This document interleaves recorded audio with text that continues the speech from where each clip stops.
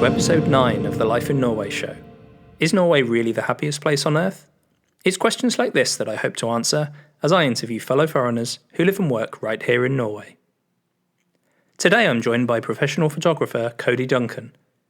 Many of our guests have spoken about their love for Lofoten, the stunning archipelago in the north of Norway, but very few people actually live there. Cody is one of those people, living the dream by living in one of the most beautiful parts of the world. But is life in Lofoten as good as you might imagine? Cody tells us why he moved there, and some of the challenges of living in such a remote place. Plus, he offers plenty of tips for those of you planning a trip to the islands.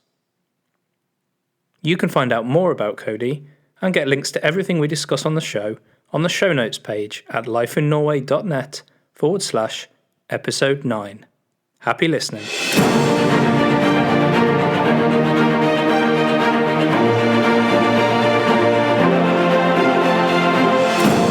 I'd like to welcome Cody Duncan to the latest episode of the Life in Norway show. Cody is a freelance photographer originally from the USA, but now living the dream as one of the few people to live on the spectacular Lofoten Islands of northern Norway. Cody, welcome to the show. Hi, thanks, David. Thanks for having me on. No problem. I'm especially interested to hear all about life in a dramatically beautiful but remote part of the country. But before we get on to that, can you just tell us a little bit about you, what you do, and what brought you to Norway in the first place? Yeah, as David said, my name is Cody. I'm a photographer originally from California.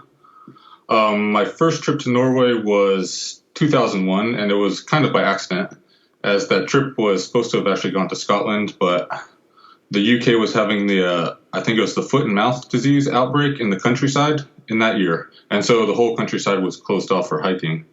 And so Scandinavia was number 2 on the list. And so I was traveling with a friend, and we ended up in Bodø, just because that's where the train finished in Norway, and only because we wanted to go north of the Arctic Circle, because, yeah, it'd be cool to go north of the Arctic Circle. And I'd never even heard of Lofoten until at the hostel in Bodø, and then one of the other guests there said, "Oh, are you going to Lofoten?" And I'm like, "What's that?" And he's like, "Oh, just take the ferry down there," because the hostel's around the corner from the ferry station. And so the next day was on the ferry to Lofoten, and stayed out here for about 10 days, which was the longest single location in any part of the trip. And I really, really fell in love with the place. And so then I just started coming back again and again and again until I moved here. Fantastic. So it was a happy accident, it sounds like. Yeah, definitely. Was it the hiking or the photography that you were kind of into back in 2001? Actually, kind of neither at that point. I actually hadn't decided to study photography yet at that point. I was still studying, I think, computer science at university. It was really, I don't know, I really liked the landscape and the feel of the place, and it was kind of, definitely my favorite destination I'd found in Scandinavia up to that point.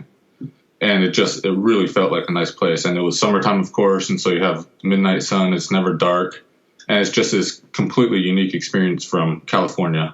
But it's also similar in that you have just these giant mountains rising out of the sea, fantastic beaches. And so it's just an amazing place.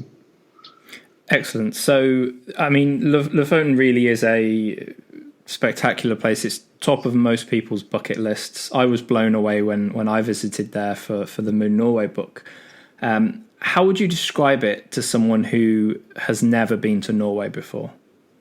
It kind of almost doesn't look real at first, especially the west, where you have these little villages, the Rorbu cabins built on these rocky coastlines over the sea, and then you just have 500, 700, 800 meter mountains rising straight out of the fjords above these little towns.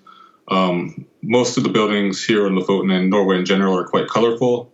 So especially now that it's wintertime, you have red and yellow and blue and pink and every color of the rainbow. The houses are painted. And it's also, it's quite a living landscape in that people have lived here for thousands of years. And the fishing industry up here is I think it's Norway's oldest export. And so there's quite this history of people living in these, what seems like a completely wild place, and just these old little villages that 100 years ago you could only get to by boat. And now there's a road, of course, to most places. So it's not like anywhere else you'll experience, really. So I think a lot of people, a lot of visitors to Norway spend some time in the fjords, maybe in Lofoten and elsewhere in the Arctic, and think, wow, what a place. I would love the opportunity to live here. And obviously the vast majority never do. But you have done so. You've actually moved to one of the more remote parts of Norway.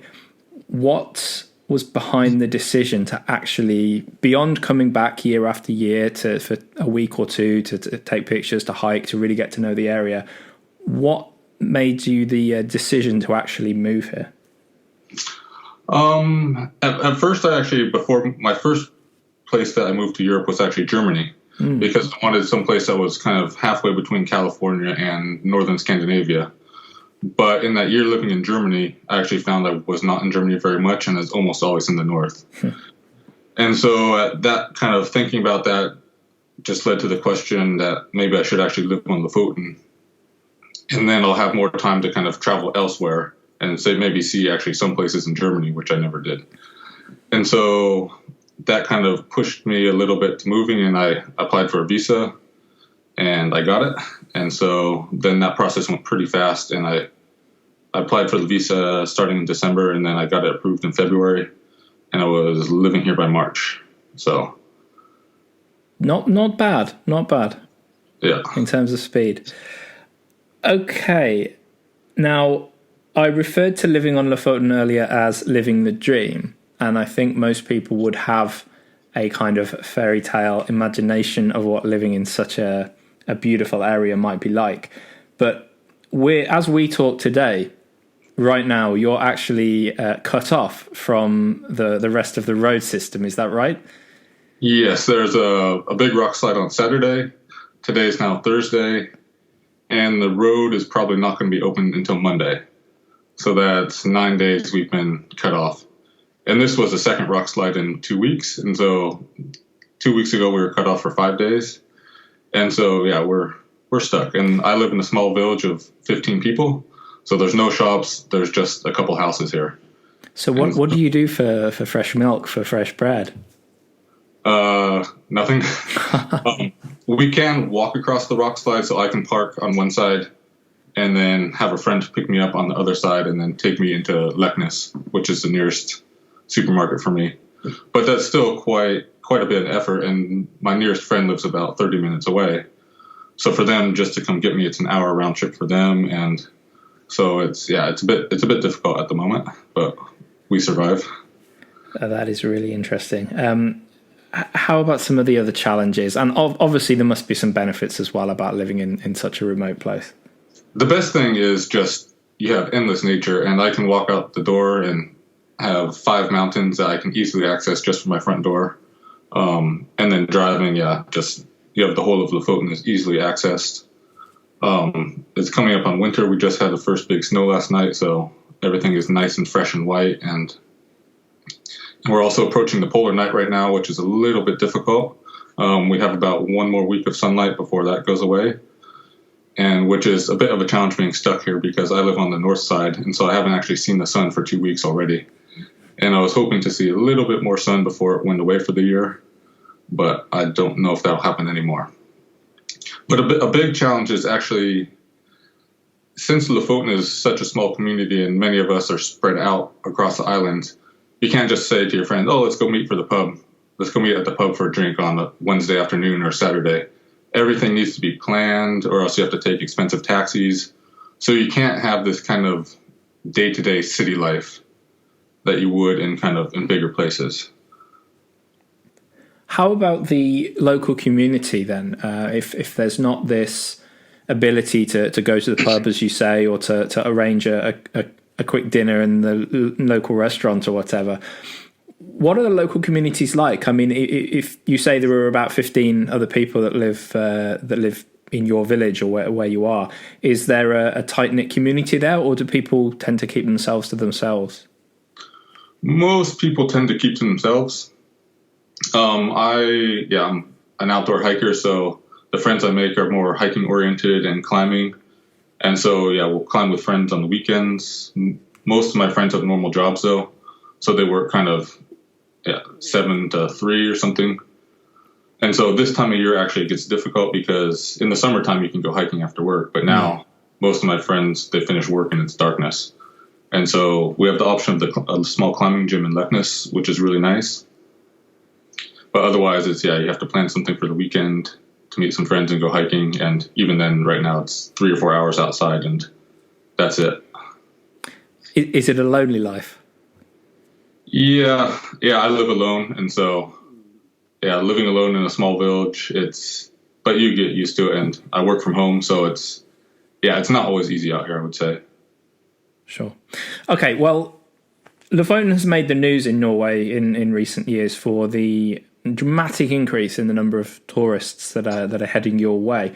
Now, I assume this only happens during maybe the 8 weeks of summer, or what passes for summer in that part of the world. I'm thinking along the lines of the increase in litter, the traffic jams, the cars that are kind of clogging up the roads and so on. What's the current state of affairs and the current feeling locally in Lofoten about these issues? There's lots of talk about doing something, but then there's kind of, I think the problem for Lofoten is that from the outside world, it is seen as just Lofoten. But for Lofoten itself, it's Moskenes, it's Flakstad, it's Vestvågøy. So Lofoten is spread out upon different communities. And so each one receives its separate funding. And so maybe somebody has to pay for something that benefits the other community a bit more than themselves. And so there's kind of lots of talk about who should pay for it. But then since the population of Lofoten as a whole is only about 25,000 people, and the community I live in, Flakstad, is only 1,000. And the way that funding comes from Norway is it all comes from the central government, and communities are given money based upon population.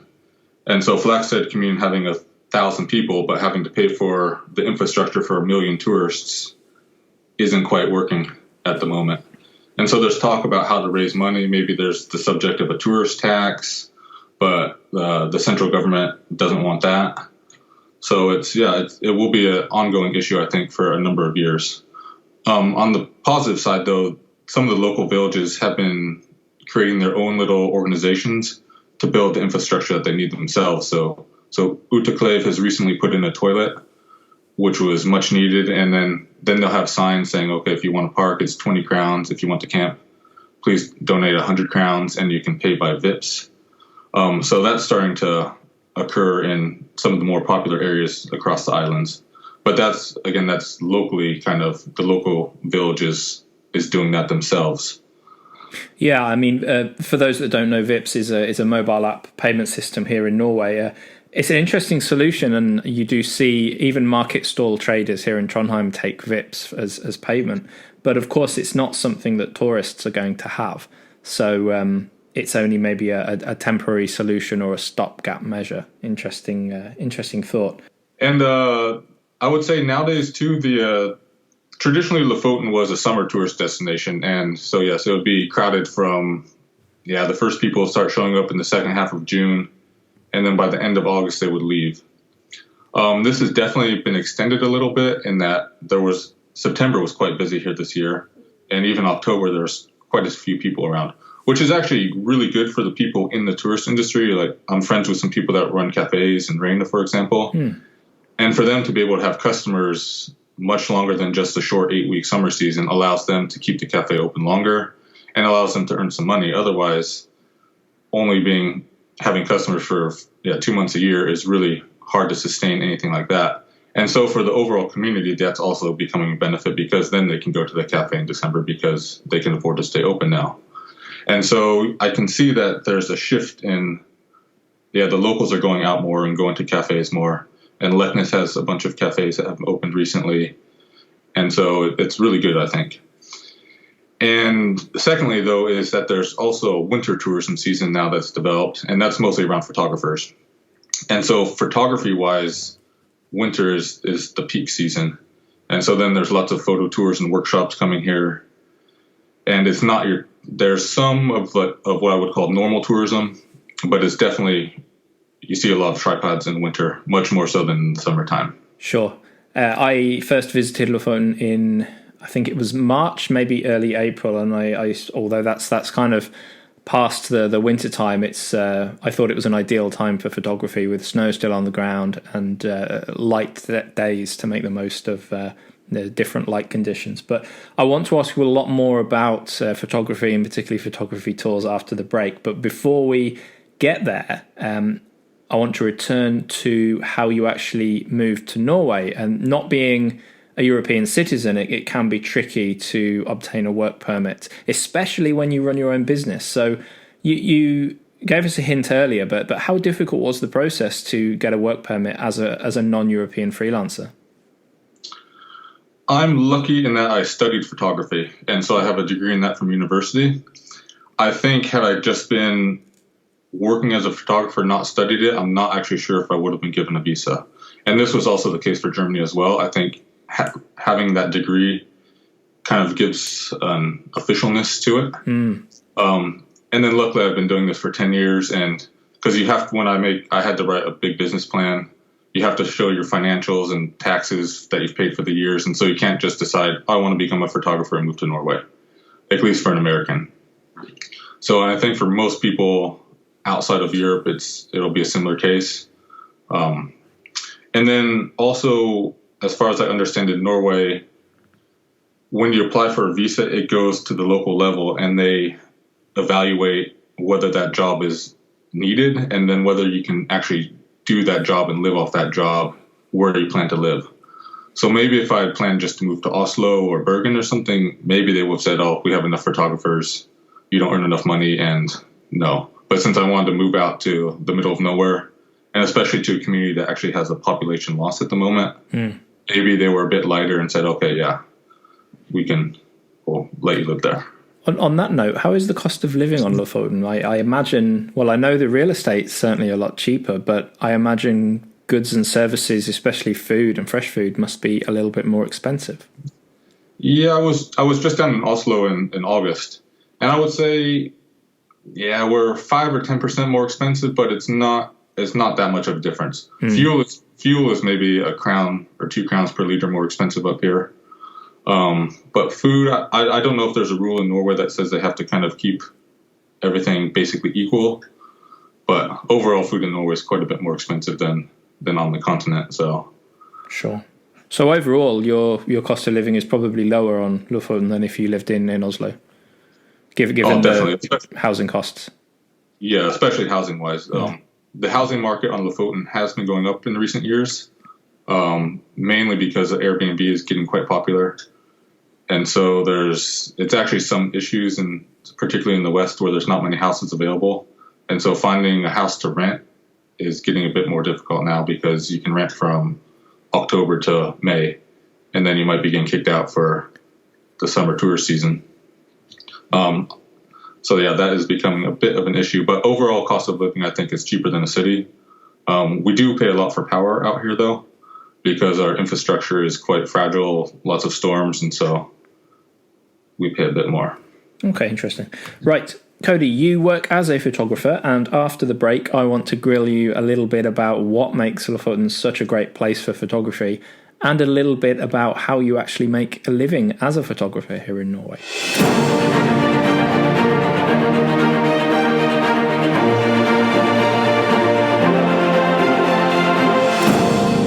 This episode of the Life in Norway show is sponsored by the Moon Norway Guidebook. One Amazon reviewer called it the gold standard for guides to Norway, the best and most readable travel guide to Norway published in many years. Good coverage of the less obvious treasures of this beautiful and inviting country. If you're planning a trip to Norway this year, pick up your copy today from Amazon, Barnes & Noble, or your local independent bookstore. You can find out more information about Moon Norway, plus links to buy the guide, from lifeinnorway.net/moon.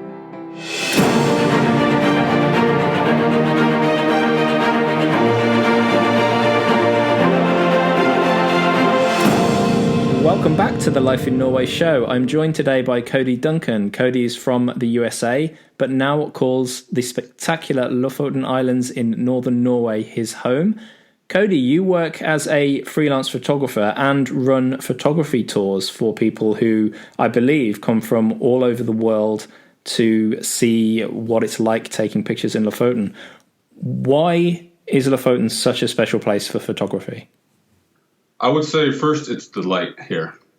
Beyond having the midnight sun in summertime or else kind of the northern lights in the wintertime, the way the sun moves, since we're so far north, it moves really slowly. So it doesn't have just a sunset that's over in 10 minutes. Our sunset lasts an hour or more.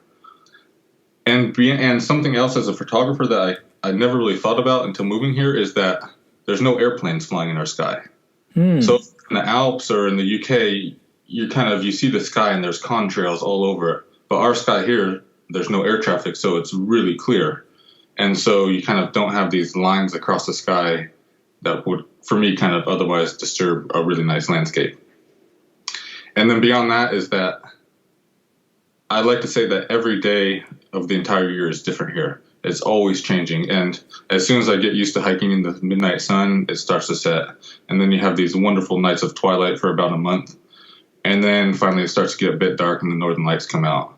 And then you have the autumn camping season, which I really, really like. So you can camp under the northern lights. The weather's still okay. And then soon the first snow begins to arrive. And then it's the polar night. And then the sun comes back. And then you have beaches covered in snow up to the highest mountain, everything covered in snow. And 2 months of that. And then suddenly you realize that it's not dark anymore. And you can go hiking till 11 o'clock at night in the mountains, but they're still covered in snow. And then suddenly the snow starts to melt and summer is back. And so you can never quite by the time you get used to something, it's gone and it's changing into something new. And so for me as a photographer, that it's always exciting about what I'll find the next day. Sure. Now, you run these photography tours and people do come, I believe, from all over the world. What sort of a proportion of your business is that compared to selling photos? I'd say nowadays, since I've moved to Lofoten, tours are probably 60% of my business. Oh, wow. And travel guides are maybe 30%. And then, so I've actually taken a bit of a break on straight photography since moving here. And so it's been a slow transition. It wasn't quite what I was expecting it to be, but I found I can run one tour a month on average. And that's enough to kind of cover my cost of living. And then selling ebooks and guides, and then other photography is kind of a bonus on top of that and kind of allows me to buy new gear and covers other expenses. And sure. So beyond tours, I like to give myself enough time to experience the islands. That's why I moved here. I want to be out hiking and I need to find new places to visit, and so I can take my guests to places I discover. And so a lot of my time is actually spent just walking around the mountains. Sometimes it's good and you get good weather and you get lucky. A lot of times I might not even take a photo, but at least seeing places with my own eyes. And then I go to the top of one mountain and I say, oh, maybe this other mountain over there, I'll have a good angle down to this beach. And so I'm constantly looking for new places to visit and then trying to find the right weather to go visit there. I really like camping on top of the mountains. And so that's one of the things I do a lot in summertime.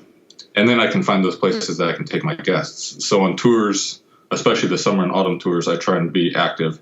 And so most of my summer tours will actually leave our cabins at 9 or 10 o'clock at night and go hiking to be on top of the mountains at midnight and then come back at 2 or 3 in the morning, which seems completely backwards, but that's when the light is the best up here at night, when the sun just floats barely above the horizon. Sure. And so I think for a lot of people, it's a really unique experience. So these photo tours, some I've seen in Norway are like 2 or 3 hours, but that's not what we're talking about here, is it? It's more 2 or 3 days or even longer. Could you give us an idea of a example itinerary? What kind of things do you get up to? Are you educating, or is it more that you're leading and leaving people to it when they're taking pictures?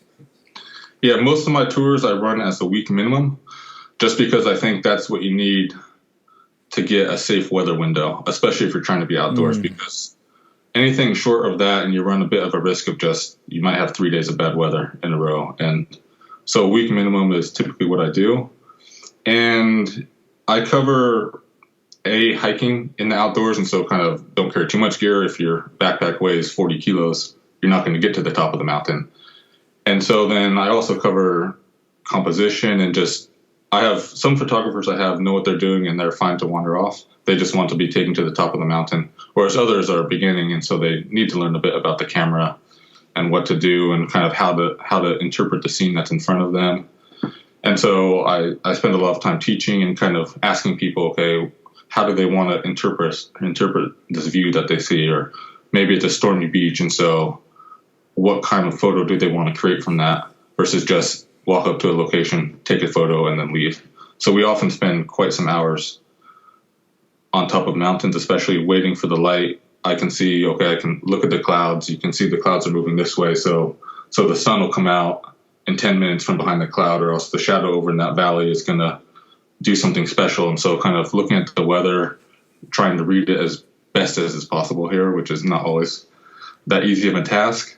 And so, yeah, and just an overall outdoor experience too. So you've mentioned beaches several times on the interview so far, and I think for somebody who's not been to Norway, they might be scratching their head a little bit right now. But we're not talking about the beaches you'll find on southern Spain or the Florida coast, are we? We're not talking about bucket and spade kind of family-friendly beaches. Can you describe the beaches of Lofoten and what makes them so special? Yes, it's typically, even in the summertime, maybe we get 20 degrees if we're lucky. So yeah, it's not going to the beach to get a suntan here, but the beaches themselves are absolutely fantastic, and I think some of the best in the world, if not the best in the world. The water it's so clear, and the sand is often white sand. So when you're above the beaches, it's just this absolutely amazing turquoise azure water that, yeah, it looks like you could be in the Mediterranean, except you're standing on top of a 500-meter mountain looking down across this white sand beach. And then when you're on the beaches themselves, you're looking up at these mountains. And especially in the west on Moskenesøy, there's 3 beaches in particular that can only be reached by hiking. So there's no roads, there's no houses, there's no power lines. It's just these absolutely fantastic beaches surrounded by walls of granite rising above them. And so I think few places in the earth are as majestic and as powerful, I think, as these beaches. Could you give a couple of recommendations for anyone visiting Lofoten? Maybe one or two beaches that are pretty accessible by car, and perhaps one of the ones that you would need to hike to. The ones you can reach by car are Uteklev and Unstad would be the best. And Unstad, and maybe some of your listeners have heard of it, is a really popular surfing location now.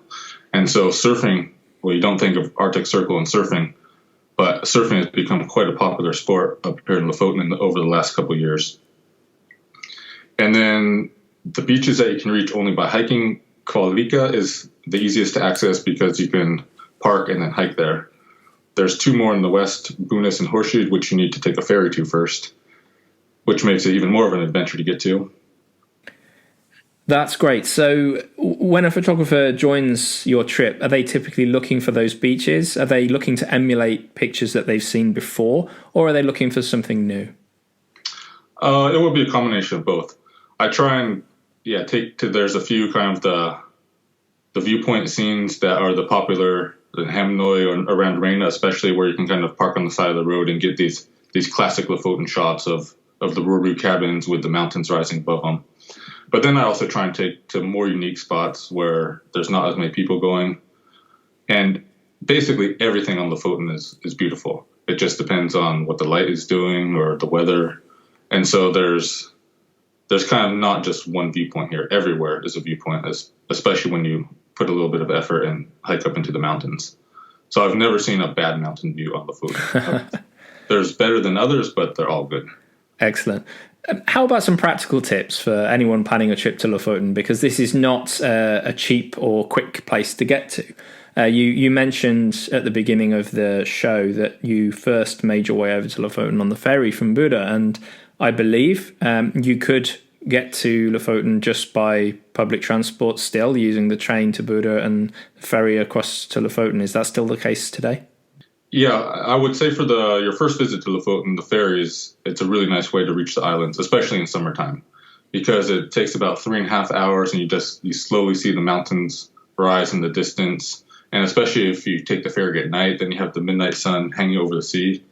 And so that's a really unique way to get here. And you also feel this, I think it's part of the journey that Lofoten is someplace that should be hard to get to, I think. If you could just get here in like an hour from any capital city in the world, I think it wouldn't be as unique. So it's nice that Lofoten is still a slightly hard destination to reach, even from continental Europe. It can take maybe a full day of travel to get here.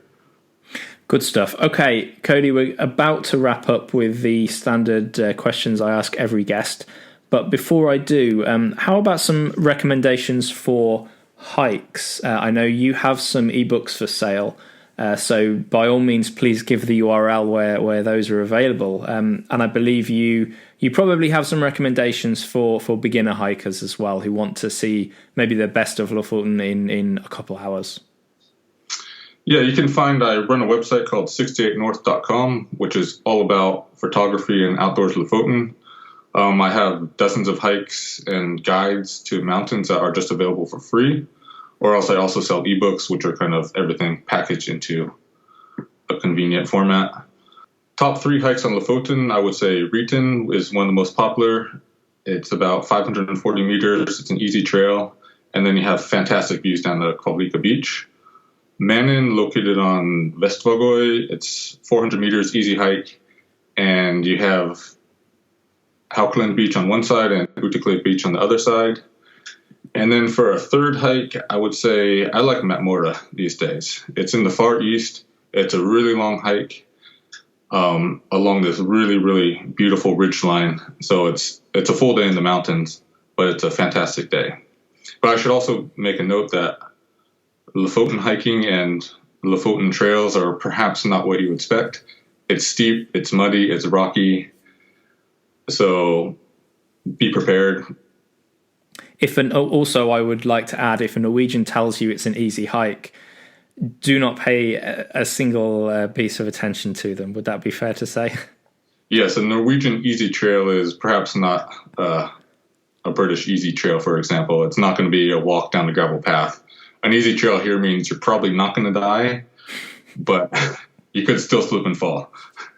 Yeah, absolutely. I mean, you need appropriate footwear, you need proper hiking boots, really, and you need the right clothing, regardless of the difficulty of the trail. I think that's fair to say. Yes, clothing for sure. Even in summertime, it can be 5 degrees here, and it can be really, really windy. And so just because it's July doesn't mean you're going to get bright, sunny, tropical weather. It can be really bad. And even the ferry can close or it can be shut down in July from storms. And so that's my biggest recommendation, actually, even before heading out to the mountains, is always check the forecast and look what it's going to do. And also you have to be aware that just because it says it's not raining in one village, it can be completely full storm 30 minutes away in the mountain you plan to go to. And so it's important, I think, not to plan too much when you come here. Have a list of what you want to see, what you want to do, but keep it loose and travel with the weather. If the weather's bad in the east, go to the west. If it's bad in the south, go to the north. And don't say you have to hike this mountain on this day, this next mountain the next day, because that's how people get in a little bit of trouble out here. Sure. Just a question that has popped into my head that I should have asked earlier. Is there much of an international community on the islands? I imagine that it's mostly Norwegians that have lived there for generations.